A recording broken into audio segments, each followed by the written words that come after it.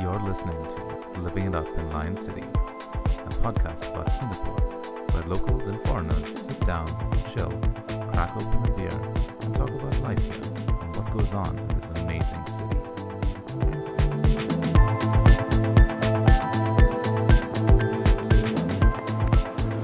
Hello, Internet, and welcome to yet another awesome episode of Living It Up in Lion City. A podcast about a local and a foreigner sitting down, chilling, having a beer, and talking about life here in Singapore. I'm Rindo. And I'm Raj. And we're here to... What are we here to talk about? The arrogant NRI. Yes. But before that, there's a couple interesting things that happened last week. For one, we finally got approved for Spotify. It's been... Yeah.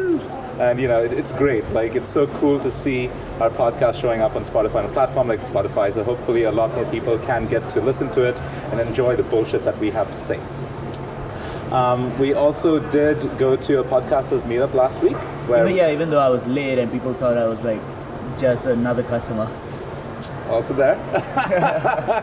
But we ended up having a really good time. We got to meet up with a whole bunch of folks from the local podcast scene, got some tips, got some tricks, and overall had a great time. And I'm really keen to meet up with them again, So yeah. All right, back to topic. Today we are going to talk about the asshole NRI. For those who don't know, NRI is short for non-resident Indian, or in local parlance, an Indian national. I am an Indian national, and Raj here is a Singaporean of Indian descent, which makes the both of us foremost experts shitting. Yep, in shitting on Indian nationals. So please don't throw the racist card at us, because we're essentially shitting on ourselves, right? So Raj, I just want to start off with, some experiences that I've had when I first moved to Singapore. Sure, go for it, man. So one of the more interesting things that happened is that, so usually when I take a cab, to work or back home or something like that, I end up chatting with the taxi uncles. And, throughout the conversation we talk about stuff. And, over time, I've gotten this a number of times where the taxi uncle comes and tells me, "Oh, you're not like the typical Indian national." And I'm like, "Why?" And they say, "Oh, because you're smiling and you're friendly and you're chatty." And I'm like, "Wow, is the bar that low?" But I'm curious, I've always been curious about, what is it? What kind of people are these guys meeting? And why is it that the average Indian national is perceived to not be friendly or smiley or chatty? And, I've been thinking about this for quite some time. And, I was just curious to know what your thoughts are, as a Singaporean. Have you heard of these things before? Well, to be honest, I've heard it. Okay. I've experienced it before as well. Experienced? How so? Just over a phone call. So I used to work as a customer service for Singtel. Right. So some of them, they will just call up and start shouting. So shouting is fine, because everyone who calls into a telecommunication company will basically start shouting for one reason or the other. Because otherwise they wouldn't call, right? Yeah. Okay.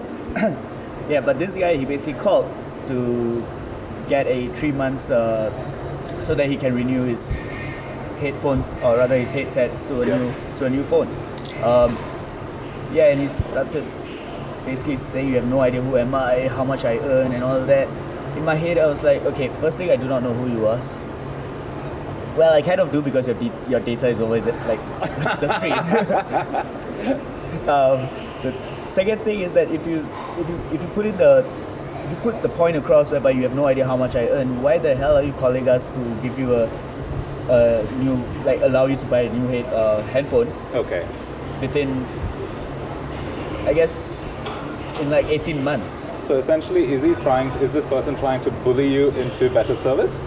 Bully me into better service and give him the privilege of recontracting 6 months before time. Okay. But then again, this was 10, 11 years ago. Okay, right. So I do not know how much things have changed so far. For sure, for sure. I mean, to bring back to your point about, when you're in customer service, of course, there's going to be asshole customers of all colors and, flavors, and they're essentially only calling because they have some grievance Yeah. to air, right? But having said this, now, we can talk about this just being an anecdotal experience, this just being like, No, but one then of so many. again, I have like experience other Indian foreigners, be it a student or be it Yeah, someone who's here working, yeah, at a bar or something like that. And these guys, they're just freaking arrogant. right, I guess like I tried my best to chat with them like nicely or happily, but then they will start insulting, Yeah. not me, but Okay. like people around them, like maybe another customer sitting on another table. okay, They'll start insulting them in their own language and like, what a loser and all Right. that stuff. I didn't quite like it, but I had to tolerate it because they were my friend's friend. of So course, we were just there for 1 or 2 drinks, and then I was like, okay, I'm gonna meet some other guys. okay. So Raj, if you met me like 8 years ago when I first moved here, I would have been super defensive about it. I'd be like, no, not all Indians are like that. There's like Indians have different kinds of flavors and all that. You can't brush us with the same brush, so to speak. But then I've heard not just one anecdotal story, like tons of anecdotal stories From taxi drivers. from a lot of people, and this is what I find quite embarrassing also as an Indian national. I hear all these stories about people being arrogant, people being demanding, people being they do this weird flex like oh, do you know who I am? Exactly Yeah. what Wood said, right? So it's like there's this need to brag, and somehow that gives them I don't know, they're expecting a privileged treatment because of it. And I used to be so against that kind of sentiment when people tell me that, hey, Indian nationals are like this. But after years of living here, I do notice that there's a pattern. I'm not saying Have you actually experienced it, like from another? See, and that's the thing, right? So it also comes from personal experience. Listeners, I want to emphasize this is hashtag not all Indians. We do realize that this is not definitive of a majority of the Indian nationals who live here in Yeah, Singapore. you know what? You can judge all you want. Yeah, but here's the thing, right? So like I am aware of this. Like we have like all sorts of awesome friends, from all over the place and all that, and we know that the actual assholes are a minority.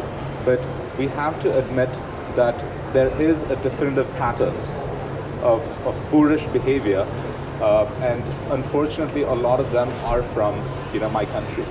Now, I've always tried to rationalize it like, oh, we as Indians, we're a country of 1.3 billion people. So even 1% of the assholes. is like in the millions, right? Yeah, 13 million? 13 million, I guess. No, that's 13 million would be 10%. So 1% would be 1.3 million. No. Oh. 13 million. Yeah, I'm sorry, guys. For a moment, I thought, is something wrong with my maths? See, the numbers in India are so big that I don't even understand what they mean anymore. But yeah, you're right. See, like essentially 1% of the population is like 13 million people. So there's going to be a ton of crazy people out there, Like right? twice the size of Singapore population. So like the only kind of so if you meet a lot of assholes, you could say that yes, it is. It can be ascribed to a particular country, nationality, race, or ethnicity, or community. But I do once again want to emphasize hashtag not all Indians. Now, onto personal experiences that I've had. Raj, I've essentially had similar experiences to yours. Even as an Indian national, I like to think of myself as a nice guy. Dude, you are. Yeah, and thank you. But I tend to find you're not a typical Indian slightly problematic. Because what I've noticed is that when people tell me, oh, you're not like the typical Indian, in my mind, what they're essentially saying is that, hey, I'm going to separate you from the other majority. Indians.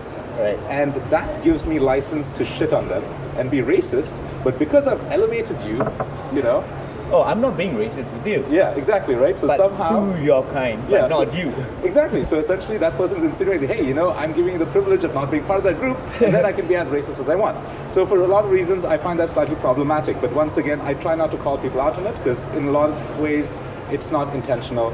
And sometimes I try to gauge if it's coming from a good place, or if they're being deliberately condescending. So that's when I try to make that judge. But that said, about personal experiences, every time when I go to a bar, for example, when I'm hanging out with people, and I meet people from all parts of the world. I am fairly chatty as a person, and I interact with a lot of people. And what I've noticed is that with people from my nationality, there's tons of awesome dudes and dudettes, and it's great. But there are some people that I've met who are extremely demanding. And one interesting thing that I've noticed is that of the minority of Indians that I meet who are assholes, like, they all have this particular habit of being extremely shitty to waiters, to waitresses. To anyone who serves them. Yeah, right. to customer service and shit like that. And, it's not just a bar, it can be any place. Drinking doesn't have to be Okay, involved. this reminds me of like a really old movie. Okay, not that old. Go on. Munna Bhai. Okay. Yeah, I've seen the movie, but the part 2 of the movie, like a girl calls in, I'm meeting this guy for the first time, how do I know whether he's an asshole or not? Oh yeah, okay. And Sanjay Dutt, who was the lead actor in the movie, he basically said, just notice the way he treats the waiter. Okay. How does he call the waiter? If it's in a rude way, it's a no-go, he's an asshole. Okay. So okay. yeah, the guy was rude to the waiter, and by the time he turned around, the girl was gone. Okay. I've seen that movie. It's Lage Raha Munna Bhai with Yes. Vidya Balan. Yeah. Great movie, by the way, guys. You should watch it. But anyway, you're right, right? Sorry to interrupt you earlier. Yeah, but all good. So the thing is that this happens a lot, right? Now, once again, I also want to say that shitty behavior with customer service is not exclusively an Indian thing. There are people that I've met who have been shitty all across the board. But, shitty behavior towards customer service is often ascribed to a particular kind of Indian, which is the asshole Indian national. It's so hard for me to say this, as an Indian national myself, You should actually see his face. Yeah, but the thing is that I really want to explore this particular angle, right?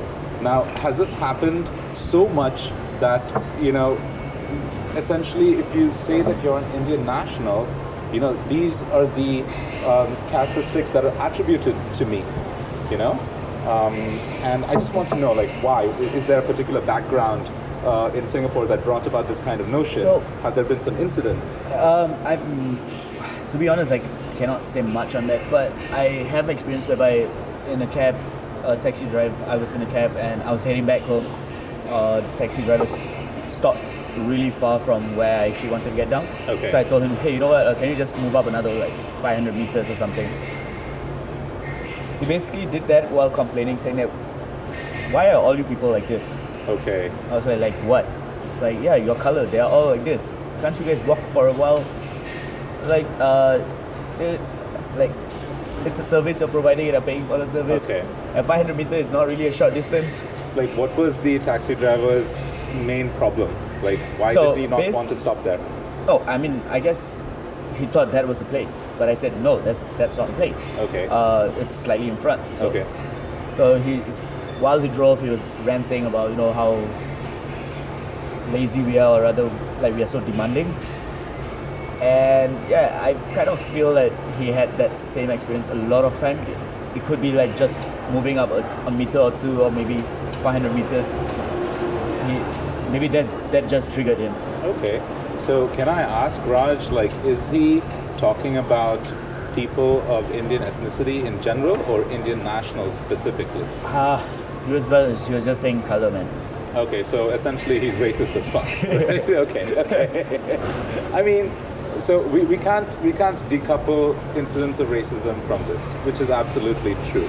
But having said this, what I've noticed among a lot of people is that every time when I talk to people, sometimes they make it a point to understand if I am Singaporean Indian or Indian Indian. Dude, I still get that. Oh, okay. Yeah. So tell us more about what's the difference in attitude and behavior. And how soon do you have to establish that yes, you are Singaporean? So first, yesterday's Couchsurfing meetup, Okay. Calvin, the guy who came in, Yeah. he was asking me where am I from. I was like, from Singapore. Okay. So what type of Singaporean are you? Are you like naturalized or were you born here? I was like, what Wow. the fuck? Okay, What kind okay. of question is that? So I had to tell my whole history to justify I was born here. Wow. I mean, Kelvin, I've met him, and he seems like a very nice guy. So I'm trying to understand if it's coming from a good place or in his I mind. guess so. I guess so. It's really because I mean, is the girls turning and saying that, oh, should I change my behavior based on whether he's Singaporean Indian or Indian Indian? Or is it just like background information when you're meeting someone for the first time? okay, now how he thinks, that is something we can never get. Of course, of course. But this is not the first time, right? The previous time you were there as well. Yeah. I think it was Take me through it. I think it was Jasmine or like Jasmine Yen. Oh yeah, yeah, yeah. She was the one asking. So we were having a conversation, and somehow this thing crept in that I was a Singaporean, and she was shocked as fuck Okay. because we had met a few times and all that, with the whole crew, Right. and she always thought that was from India. Okay. I have no idea why, but I don't see a point to actually establish that I'm a Singaporean until 'cause unless someone asks, That's right? true. Because then if you just keep going guns blazing, yes, I'm Singaporean, it seems a little petty, right? Yes, but then I don't mind when the question comes out that, hey, are you Singaporean? I'm like, Right. yeah, okay, I'm cool with the question. Okay. It's the reaction Okay. that they give. Oh shit, you're Singaporean, I didn't know, blah blah. I always tell you. It's like, okay, so why do you have to be so shocked? Okay. Okay. Like how what do you actually feel about all these Indians that you meet? That Yeah. Then maybe you go like. yeah, So I mean, isn't your accent a dead giveaway? it depends, right? Like when I'm speaking to you, I try not to speak English. Of course, of course. But then when you're speaking with your fellow Singaporeans, I mean, of Yeah, course, then it's- that comes out. Yeah, Right? the code switching comes in. Yeah. And I have no idea why that person basically thought that maybe they were thinking that I'm trying to fit in. That's true. That's true. And as someone who is considered a fob, fresh off the boat, like one of the first things that we do on our mission to invade other countries is that we quickly adopt and learn everything about it. Like know their enemy, as they say. And when I moved here to Singapore, I was desperate to shed my fob image, because there's a thing, right? So, like you said, I think a lot of people that I've met and interacted, tend to want to understand your origins, and I always assume it's because they will tailor their conversations based on this particular kind of information, and it doesn't always seem to me like it's a casual question to just to get to know you. I always feel like there's a oh, okay, so if he's Indian, this is what we're supposed to talk about. If he's Singaporean Indian, then we can, be a little more loose and casual, right?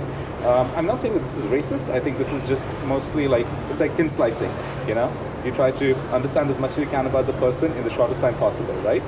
Which, it can cross over into racism a lot of times, but that's a story for another time. Now, as a fob, new in another country, I am generally desperate to shed that image, Yeah, so I so- do things that are, stereotypically not ascribed to Indian nationals. All right, so coming to that question, Yeah. and you say you're very defensive when people say, "Oh, all Indians are Indians from India are all like arrogant," and Yeah. why do you love to, or rather, why do you want to disassociate yourself? Well, that's an interesting question. I think I've always had this inherent need to feel like I belong. And if I were to hold on to, my identity in general, and if that is considered not desirable or cool, I would want to, tailor it so it's palatable to, the people that I'm interacting with. Right. So basically, instead of defending, the arrogant NRIs and say that, hey, you know what? Maybe they're not. They don't know you that well. Maybe they're just being defensive, and that's how they give you like a one-word answer or something like that. So instead of instead of defending them, they're just like, yeah, it's not all of us. They're just saying, bad fish. Yeah, but that's the thing, right? Like, when I hear conversations like this, there's this involuntary tightening, in my chest, and I'm like, oh shit, I know where this conversation is headed. And most of the time, because it's usually not the effort, because there's tons of other things to talk about, and rather move on to those topics, I just brush it off with, yeah, it happens. And then I try to move away from it. Over time, I will admit that I've tried to separate myself away from those kind of people and behaviors. And I'm not going to lie, and I will confess that I have done things that are diametrically opposite to what people assume Indian nationals would do. For an example? For example, if I go to a food court and let's say one night I'm craving biryani, I'd be like, oh man, I crave biryani so much. But then I'm like, no, I'm with friends, let me, I want to seem cosmopolitan and cool, So I'm going to, yes, I'll have that char kway teow, So in my initial phases of living here in Singapore, I used to do all of those things, and it was conscious effort, which turned out pretty great because I now fucking love all the food here, and it's great, right? But like, what I'm trying to say is that as someone fresh off the boat, there are a lot of people like me who want to distance themselves from typical fob behavior, just because we notice that there are consequences of acting like a fob. There are a lot of people in bars, in clubs, who tend to be rather disdainful of foppish behavior. If you go to other countries and you meet, the communities of Indian descent there, they tend to be quite cliquish, and they're very, very standoffish with Indian nationals who've just moved there, because for some reason, I don't know, I just get this impression that, they don't want the fobbiness to rub onto them. Right. To put it crudely. I know there's a lot more nuance than that. Okay, I'm not saying that the Indian diaspora is not welcoming. They are. It's just that there are these little things, these little microaggressions that happen in bars and clubs, where I've come to realize that by identifying as an Indian national, I'm somehow perceived, that I'm at a disadvantage. So long story short, there are a lot of things that I've done, there are a lot of behaviors that I've tweaked about myself to somehow, signal to the world that, I'm not fob. I'm different. Yeah, I'm different. But then again, like any country that you go, has a... That is also there, right? So, which is great. Like, if you're putting a positive, if I want to put a positive spin to it, it would be me, appreciating, understanding local culture, integrating, enjoying. Putting in an extra effort, a conscious effort to understand it and learn the great. culture. And so, like, it pays off. Like, people are nice. I can talk about current happenings in Singapore, and people are like, yes, let's talk about this. I've had like amazing conversations with you, for example, with all our friends, because I like to think that I put in some effort to understand what's happening in the country, what's going on, the customs, the traditions, the little jokes, the memes, But yeah, go on. You were gonna say. Yeah. So, do you think there's arrogant NRIs that do not do that? There is always going to be a sizable portion of foreigners, regardless of country, I may add, that will always prefer to stay within their bubble. If you remember episode 1, where we talked about expats in their bubble, it is quite analogous to that. Because at the end of the day, these arrogant NRIs that we're talking about are, I'm going to assume, are the Indian expats who probably stick within their bubble. Once again, this is not just those Indians. We're talking about expats in general. A lot of expats tend to, huddle among themselves. Yeah, exactly. And so the Indian expat is one of them, right? I'm not going to lie when I say that there isn't. Shit. I'm sorry, I lost my train of thought. What were we? But Indian expats, right? Yeah, like what makes they do not put in a conscious extra effort. Oh, you have tissue? No, dude, I don't. Do you have anything? No, it's all good. Okay. No worries. Yeah, sorry, I'm not feeling too well, so. All good. I'll edit this part. Yeah. But yeah, so there's always going to be a bunch of expats who, for various reasons, would prefer to stay within their bubble. Now, it's not necessarily because they are disdainful of the country that they're living in or the culture that country has. It could be because of... They do not want to put an extra effort. Yeah, they probably have stressful jobs. They probably have to deal with, family. They probably have to deal with, both their home country and the countries here. There's homesickness and all those things. So because of that, people tend to stick to communities and societies that they're familiar with, In a sense, because... correct me if I'm wrong, but this is what I'm hearing, is that they tend to stick with people, regardless of color or whatever, is because they are sharing the same experience. Like, Yes. they're missing home or they Yes. have some homesickness. Yeah, yeah, that's also there, and I mean, and that's it's a But it doesn't downplay the fact that why do they still have to be bitches? That's the thing, and this is what I'm trying to understand, right? So we meet expats of all colors, flavors, and dispositions. Each nationality has an expat group that tends to be, they tend to like keep within themselves, and that's completely fine, knowing their circumstances.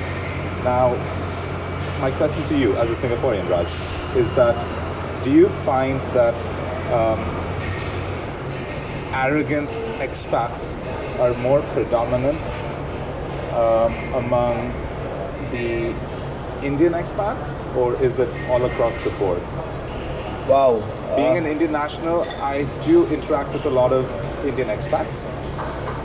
So maybe my view is biased. So the assholes that I meet are probably a lot more than the assholes that I meet from expats of another community or country, right? So, but as a Singaporean, who probably has more access to all these other people, what do you think?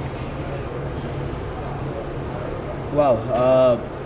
So most of the expats that I know, will go for Dragon Boat and yeah. So I go for Dragon Boat. Weird flex, but okay. Yeah, and so in that team, I guess half of them are all expats, Okay. and they're pretty nice people. Maybe one or two seem a bit arrogant, but Okay. once you break down the barrier or the wall, yeah, they start laughing with you, joking with you. I guess it's because of the wall that they have, right? Okay. Yeah. Yeah. And that- once those walls come down, Yeah. they then become regular people, right? Which is great, and this applies to everyone. Like even among the Indian expats, it's the same thing over and over again. But then I still keep getting this perception that Indian expats are great, except for a few who tend to be larger in number than the asshole expats everywhere else. But here's the funny thing: why do these small little assholes like become the? I don't know. Like, why do people generalize all these NRIs just because of a bunch of bad apples? Well, isn't that the case everywhere? Like, broad stroking and generalizing happens across all communities. To take the example of that taxi uncle who told you, like, hey, why are you all like that? Essentially he was broad stroking you because you were brown, right? Hey, I'm caramel, bitch. And this probably happens everywhere else. There are divides along, religious lines. There are divides along community lines. There are divides along football lines. People discriminate based on which fucking football team, True that. you like. And so there's always going to be that kind of, broad stroking generalization. Living in Singapore as an Indian national, I tend to be a lot more sensitized to negative perceptions of other Indian nationals, right? So there could be a lot of factors. And Raj, I want to explore a whole bunch of things. Now, having lived in Singapore for a while, I have noticed that there are certain themes to the negative perceptions about Indian nationals here, right?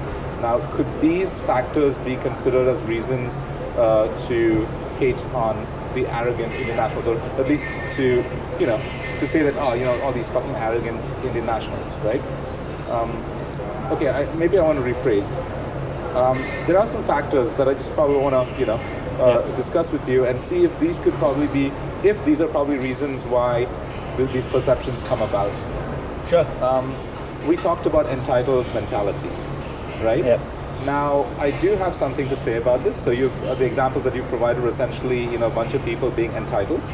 Or right? feeling entitled. Yeah, or- feeling entitled, do saying that, hey, do you know who I am? Do you know how much money I make? Yeah. And, as an Indian, I will say this, growing up and living in India, especially in the cities, there is so much demographic pressure, that everybody has to hustle. So, we all grow up with a hustle mentality that you have to go and get it. And because of that, Yeah, I mean, 1.3 billion people. yeah, correct. What do you expect? There's limited resources, so we all have to hustle, right? Because of that, aggression is considered a virtue. I'm not saying this applies to all Indians, but then in Indian cities there is that hustle that goes on. people are aggressive and that's considered a good thing. It is, you know, not called being aggressive, it's called being a go-getter. It's like basically trying to get into the local Mumbai train during peak hour. Yeah, something like that. You know, you got to be aggressive because otherwise someone else is going to get in and you're going to be stuck if that, there. Yeah, if that person dies, fuck him. Yeah, that's the thing, right? Isn't that fucked up? It is. But the thing is that when you have like a massive population in a very small place, these kind of things happen, right? Now, the thing is that because of that, now this is, once again, my subjective opinion, I feel that there is something so ingrained in our culture. Oh, yeah. Alright. So that part we have to cut it out. Yeah, yeah. So the thing is, I feel that there is something so ingrained in our culture that rewards aggression.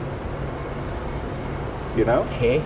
So because the hustle mentality, the person who hustles wins at the expense of everyone else, we tend to reward that. We tend to glorify that. We're like, yes, you know, he hustled, he made it. He's aggressive, he's made it. And let me not also consider, okay. Apparently there's a fire somewhere. So, Alright, let's go. yeah. So, you know, let me also not, you know, understate the importance of how Bollywood portrays machoism. You know, so gangsterism is glorified. A lot of our heroes and actors in movies in India tend to play characters that are tough, are gruff, that get shit done. You know, so there's that perception that. Yeah, but the movies itself, they don't show the actors as a arrogant or. Actually, they do. A lot of movies, like okay, let's not talk about a significant bunch of movies that caters to the foreign crowd, right? If we were to focus on crowd pleasers. Alright, so for example, this really awesome movie, Gangs of Wasseypur. Oh, you have to understand, Gangs of Wasseypur is not mainstream. Yeah, it's not. So Yeah. let's go into that a little bit. So Yeah. these guys are all gangsters. Yeah, yeah. So you're saying that because of this hustle mentality, they become gangsters and they become really rich and stuff, and yet they treat everyone the same. See, Like, you know, being a dickhead to everyone. see, that's the deal, right? So it's like, And that's a good thing? see, I don't believe it is. I've generally had a huge problem with Bollywood portraying that kind of machoism as toxic, because essentially the idea that they're, you know, putting forth is that, yes, you know, if you're tough, you will make it. You will get the girl, you know, and stuff like that. So this colors the way that we comport ourselves. You know, growing up, we watch all these movies, you know, we emulate them, we imitate them, we try to be cool and tough and gruff, and all of these toxic behaviors that are normalized in Bollywood somehow, you know, seep into what we do in our daily lives. So seep into your character as a person. I would say behavior. I mean, if you're arrogant, you just Yeah, that's also Character, there. Yeah, right? but things that, so if someone who's super arrogant somehow watches this, sees this in Bollywood films, like, oh, you know, that's normal. Essentially normalizing it, right? yeah. So, But, but yeah. our behaviors are also, you know, rewarded based on how aggressive we are. Once again, I want to emphasize, this is not generalizing a country of 1.3 billion people. What I'm saying is that there is a significant pattern that is perpetuated by Bollywood. Now, yeah, so what I wanted to get was that, you know, because of this aggressive mentality, I think we grow up and, you know, live with the idea that in order to get shit done, we have to hustle, we have to be tough, we have to be mean. We can't show our weakness by being nice, because... Yeah, and I'm sorry, man, I just don't agree with you on that. Okay. I'll be speaking more towards a biased standpoint. Well, Okay. A biased standpoint will be more towards as a Singaporean with Indian descent, ethnicity. You can get shit done by being nice as well. Yeah. So coming back to like how I was, customer service back 11 Yeah. years ago. People who are like fucking rude to me. Fuck, I do not help them at all. Yeah. I'll try to, you know, say things like, oh, it cannot be helped and this is your fault. You did it, so yeah, we can't do anything because you consciously make the effort to do that. Yeah. But people who are nice, I'll go out of my way to help them to sort it out. This is what I'm trying to say. Like, I believe there is a cultural element that lets people be nice here and get rewarded for it. What I'm trying to say is that more often than not, being nice in, let's say, a very urban part of India gets you no points. What I'm trying to say is that so I grew up with this notion, like, so when I was trying to go into big cities and all that, my parents and my family would say that, if you're going to city, don't smile at anyone, act tough, don't act like you can be taken advantage of. So that colors the way that I interact with people. Like, so I'm like, if I'm nice, someone will shit on me, someone will try to take advantage of me. So I always put on this tough persona. This is, of course, a very subjective experience, but I do feel that it is something that a lot of people in India share.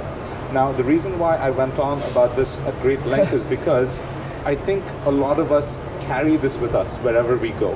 So you just reminded me of what you just said. I was in India. Yeah. So a bottle of water, apparently it was stated there 10 rupees. So I bought it near my cousin's place for 20 rupees. Hey, like 20 rupees, right? Yeah. 50 cents. Yeah. What am I going to say? Bought it, went to my cousin's place, and then she was like, how much did you buy the water for? Not much, 20 rupees. She basically went down with me again, back to the shop to where I bought it from, started shouting at the person, and the person, here, stand back. Yeah, see, there we go. I think that's an excellent example of how aggression is rewarded and being nice is shit upon. They're like, this kid is nice, let me cheat him.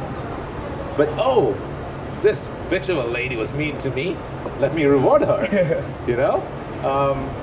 And I've seen this all throughout my life in India, and I do feel that we carry this, into other countries.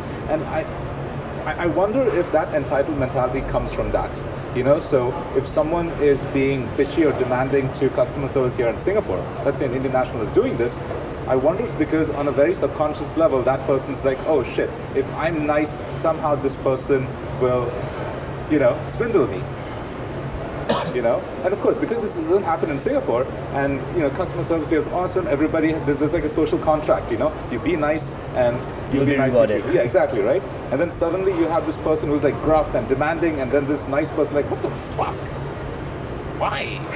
Dude, what did I do to you, man? Right, exactly. And I feel that dissonance is what brings about the negative perception of a lot of Indian nationals when it comes to customer service, be it in bars, be it in restaurants, and that's why I remember a lot of arguments from a lot of people saying that that's because Indians have poor capacity for drink, but then we know that's not the case because it applies to, in your example, it applies to customer service over the phone, it applies to a restaurant, so I'd like to think that's probably one of the driving factors, but once again, this is all conjecture on my part. I've got no comments, man. I would say it's more towards like, hey, when in Rome, right? Okay, I do agree on the part whereby in India you gotta hustle to either you make it or break it kind of thing. But if you move out from that area and get into another country with a whole different social norms of doing things, shouldn't you like try and assimilate with that? Unless you're saying that it's because, I moved to a new country and I only hang out with my own group. So I'm going to behave like that to everyone else who is not in that group. But this does happen with a lot of expats, doesn't it? They're like, why should I put in the effort when I can just chill, drink, hang out with my buddies in my own little clique, and whatever happens outside of that doesn't really matter, right? Now, this is not a single community. There's a lot of expat communities who are like this, right? But I want to know if this particular aggressive hustle attitude is prevalent in those communities. Because as an Indian national, I know this applies to Indians from India, and I have that too. Let me be brutally honest with you. In my family, I like to think of myself as a very nice person. I'm considered a pussy.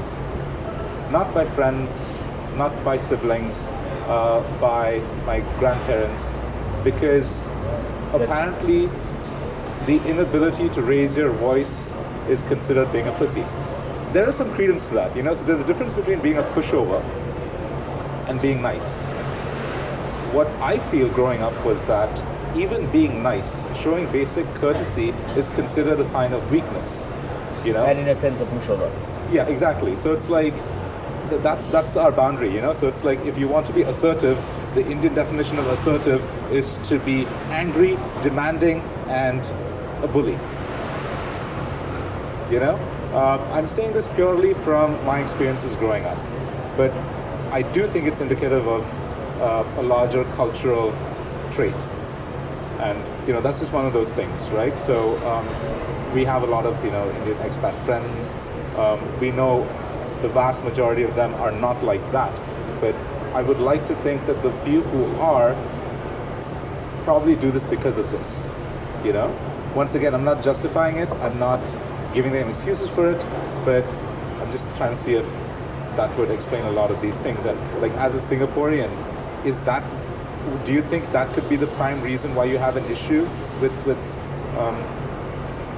the aggressive Indian nationals? Sorry, repeat your question, please. Yeah, I'm not sure if I. Okay.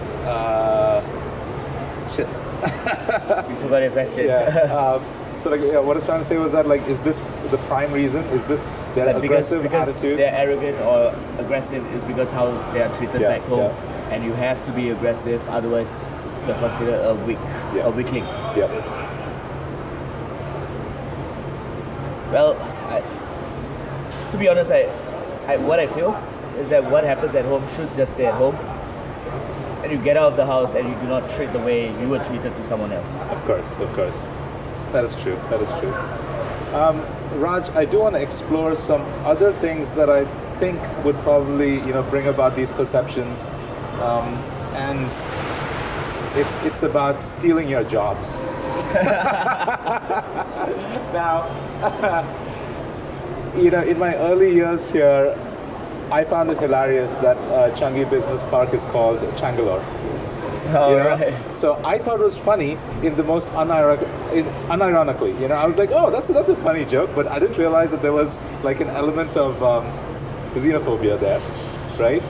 Now, so I've been to Changi Business Park a couple of times, and I have noticed that there is a large, Indian population working in the tech industry here in Singapore, and dude, it's massive. It is, and so I'm curious, is this probably one of the reasons why a lot of people have, a poor image of Indian nationals because they're somehow perceived to be stealing all the tech jobs?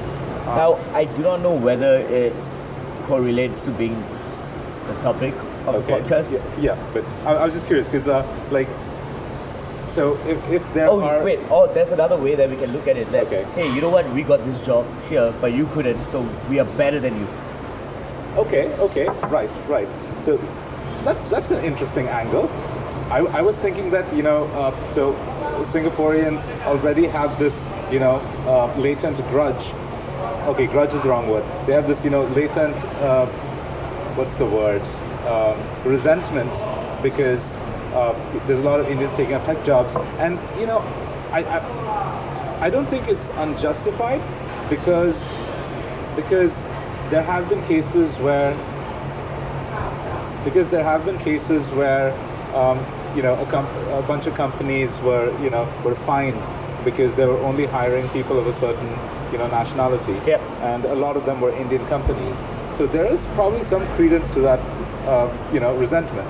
So what I'm wondering is that latent resentment somehow giving a bigger platform for when assholes come in, right? So let's say there's a super nice Canadian expat population. Everybody thinks that, oh, Canadian's super nice.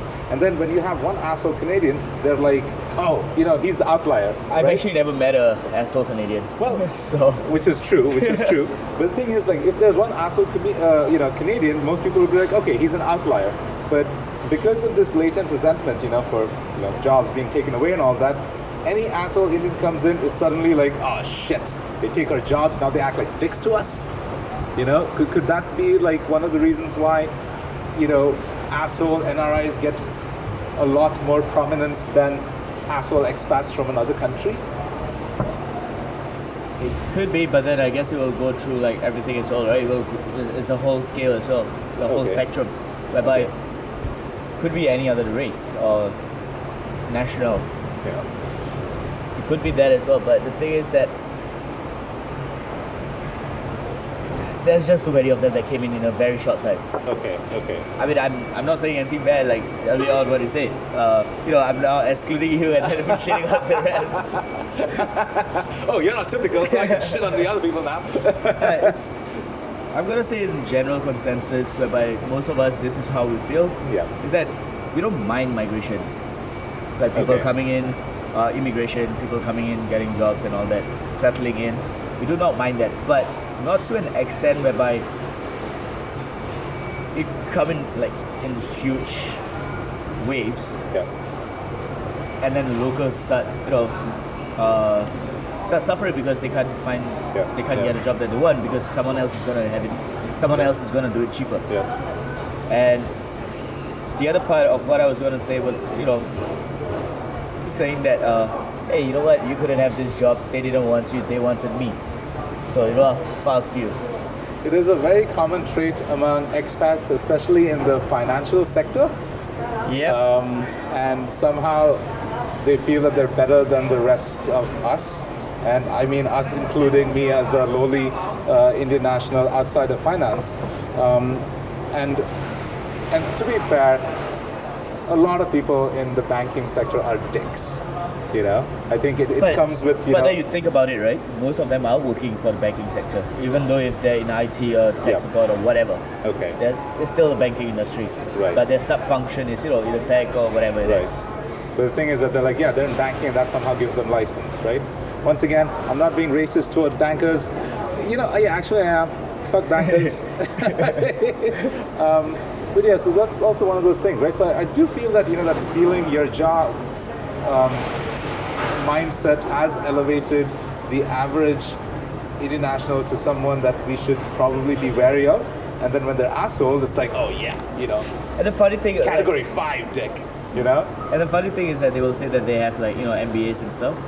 Okay, cool. But their MBAs are basically you did it straight after doing your bachelor's. And in Singapore, the mentality is that MBAs are supposed to be done after getting some work experience and stuff like that.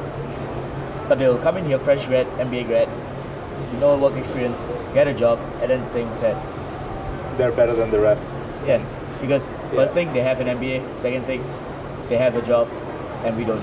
Yeah, it's very common in India actually to go straight from a bachelor's to a master's, even though it is good practice to have work experience in between. A lot of people just jump straight to it.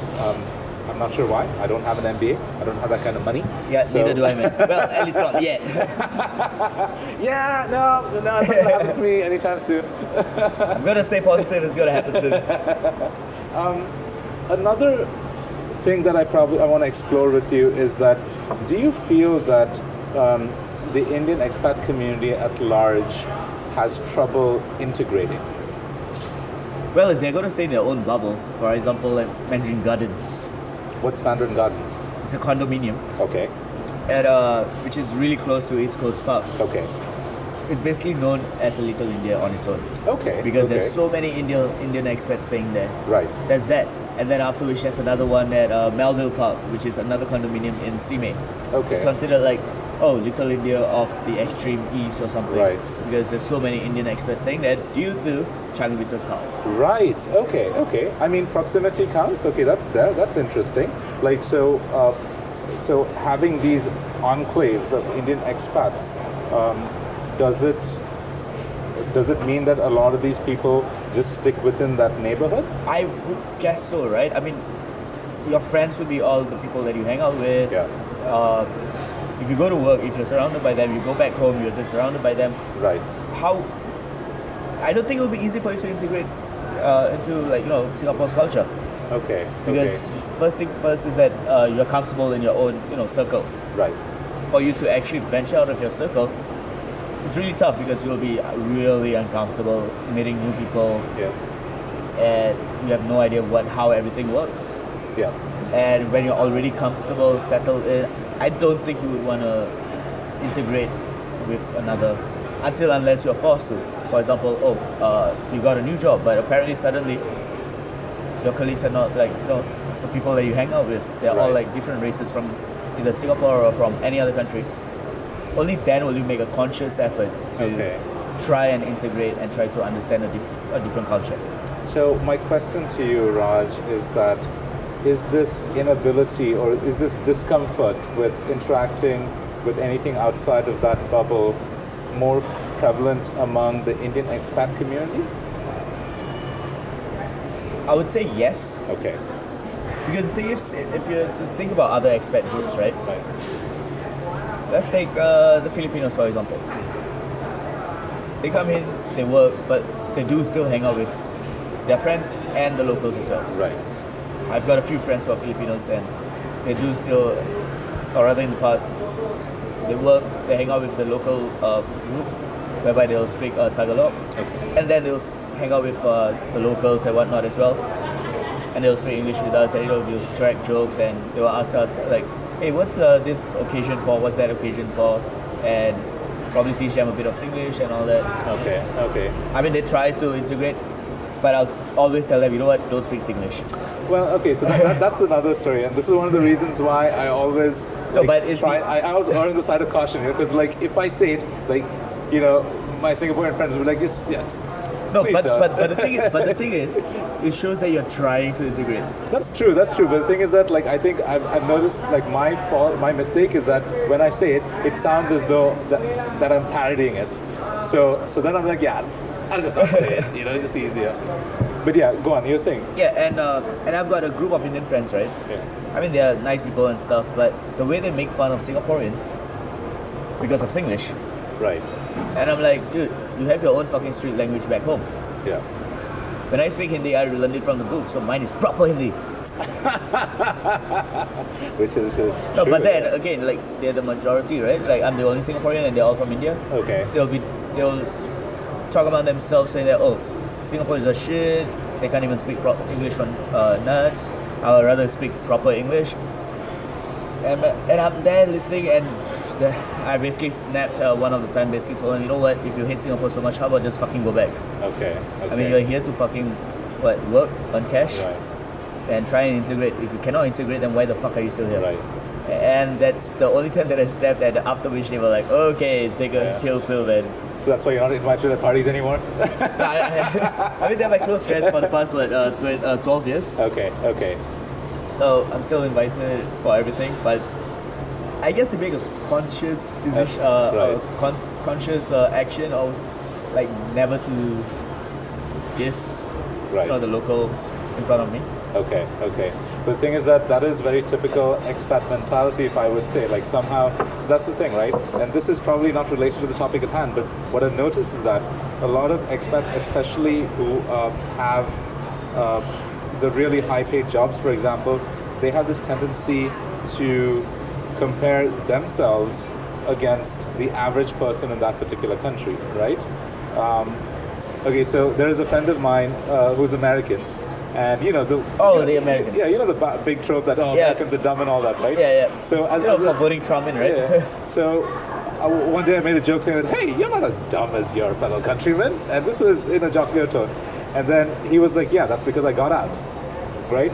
And he went on to say that the smarter people are the ones who tend to have opportunities to go out, right? So by the very definition of crossing their boundaries, they are considered smarter than the rest. And then when they go to their destination country, they consider themselves, oh, we're smarter than the rest, that's why we're here.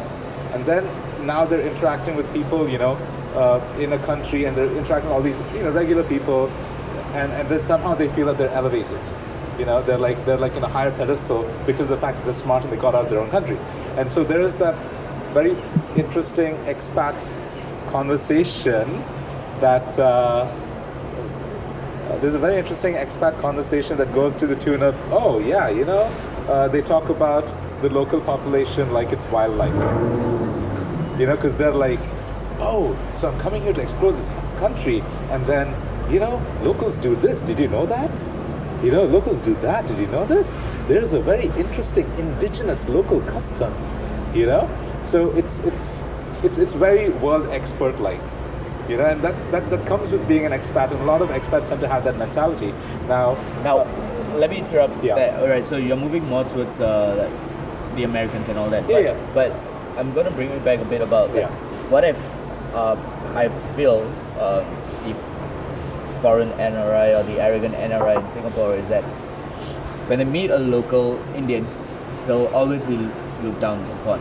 Like the arrogant NRI will look down on the local Indian. Okay. Mainly because they'll be like, they're just dumb, they couldn't get a job. And that really sucks. And this is, I know it's a big problem. And It's not our fault that, dude, we have to serve the fucking nation for 2 fucking years. What did you do for your country? Nothing. Get out. Get out of your country and then came here. Yeah, no, I got it. Yeah, the thing is that so as an Indian national, I am super conscious of this. And it brings back to what I said about, like veering way away from, what they do. So, like, and it's always this dissonance with me. I'm like, on the one hand, I am being categorized as an asshole NRI simply because of all these bunches of people doing these things.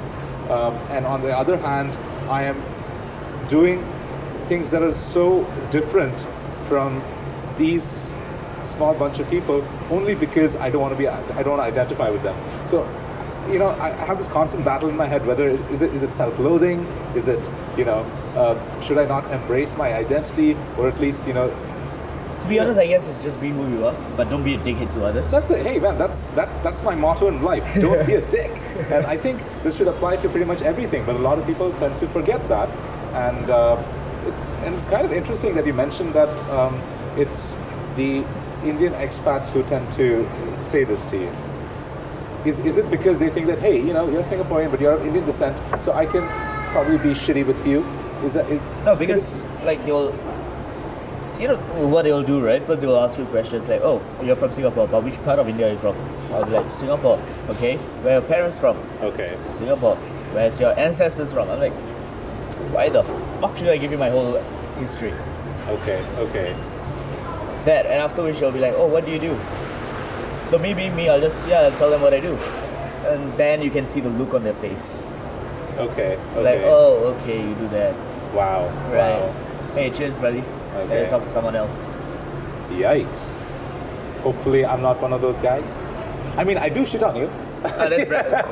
That's a whole different level of shitting. That's like worse, man. But I'm curious, like, I like to think that, when I shit with people, it's coming from a good place, so it's there. Yeah, I mean, if everyone is laughing at all that, yeah. Okay. So I'm the only one who'll be like, you know what, fuck you guys, man. Okay, wow.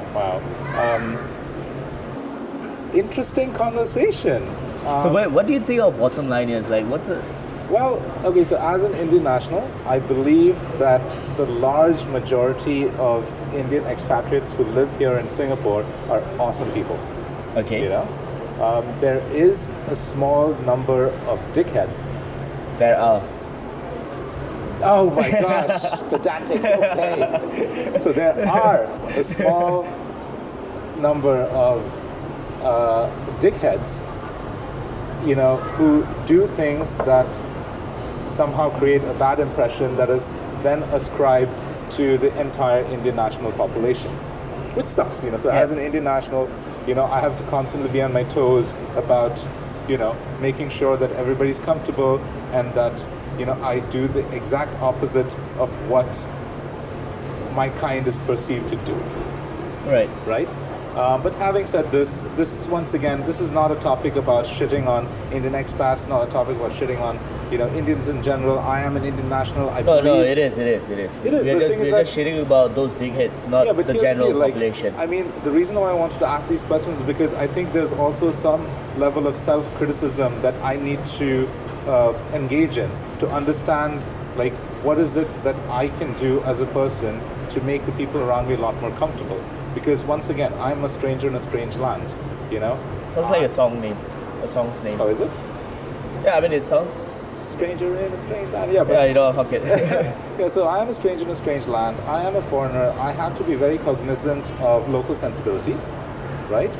And I also have to take the effort to, understand how things work here. And I'm all the better and all the richer because of it, right?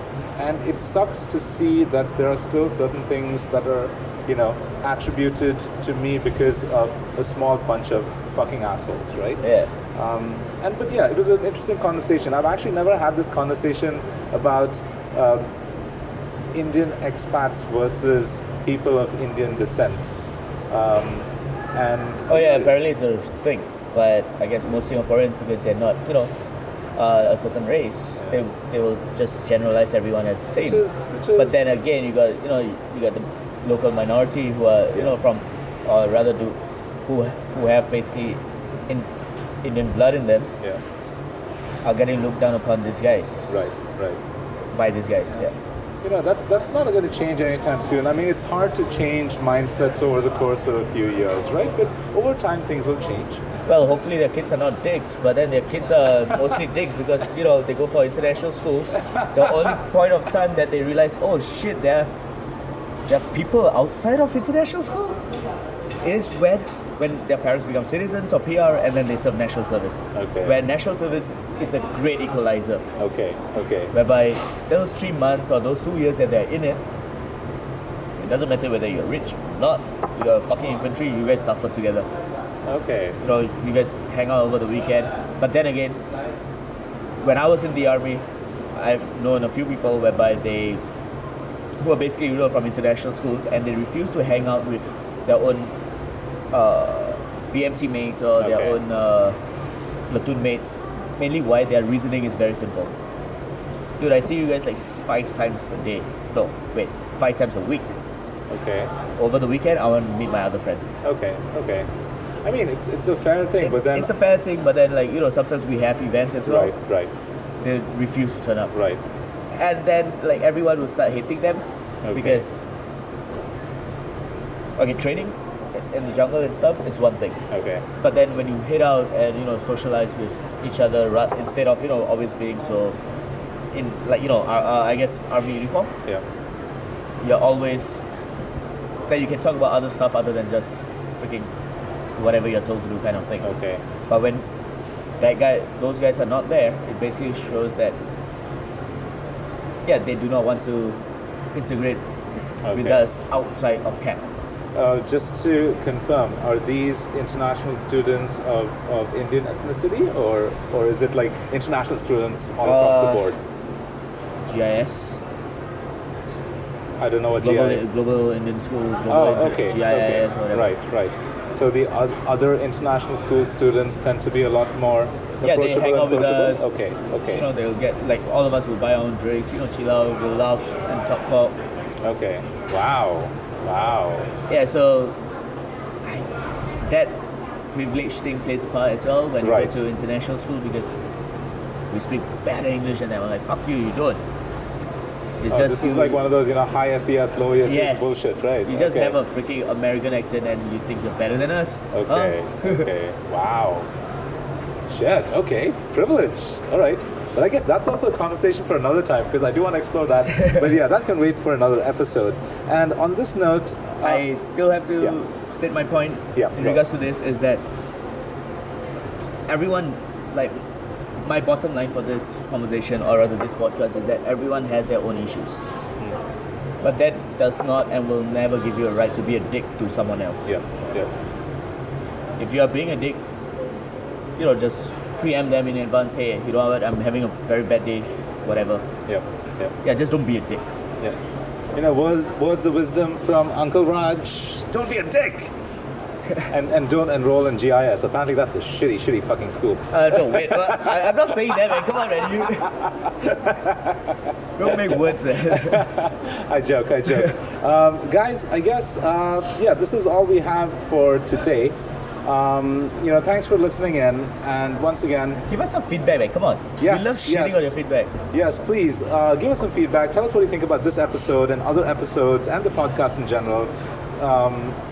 Check us out on Spotify. Check us out on iTunes, on Stitcher, on Pocket Casts, and we're also on YouTube. So, whenever you feel like you want to listen to a podcast, listen to ours first and no one else's, because we're quality. And if we suck, let us know why we suck. Yes, I think this is an important part.